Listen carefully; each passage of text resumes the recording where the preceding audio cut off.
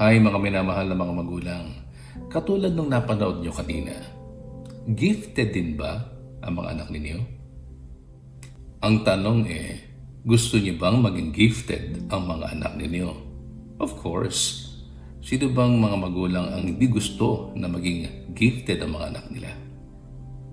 Hindi ba mga minamahal na magulang ayaw natin na napag-iiwanan ng ating anak at mas feel natin na umaangat ang galing at talino ng ating mga anak dahil sa kanilang pagiging gifted.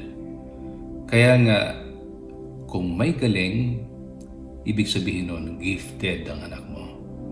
At kaya nating gawin na mahubog ang giftedness nila. At maraming mga magulang ang hindi alam kung paano maging gifted ang mga anak nila at yung mga proseso na kinakailangan pagdaanan para maging gifted ang isang bata.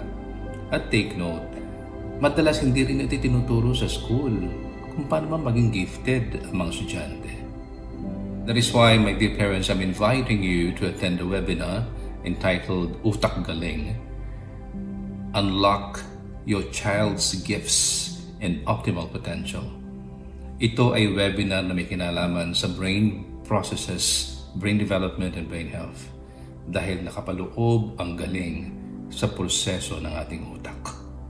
Ito ang ating brain at mahalaga ang ginagampanan ng brain na ito sa giftedness ng ating mga anak. At sa webinar na ito, bubusisiin natin ang napakasimple kung paano natin pwedeng i-program ang brain na ito para lumabas ang giftedness ng ating mga anak. Ang pagiging gifted ang isa sa pinakamagandang pamana na pwede nating ibigay sa ating mga anak. Bakit? Dahil kung gifted ang anak natin, mas madali silang makakasurvive sa masalimuot at magulong mundo ngayon. Kaya mga dear parents, join na po kayo sa ating webinar. Ako po si Dr. Aaron, isang registered psychologist, a practicing clinical, family, and educational psychologist. At ako po ay nagtapos ng aking pag-aaral sa University of the Philippines, Diliman. See you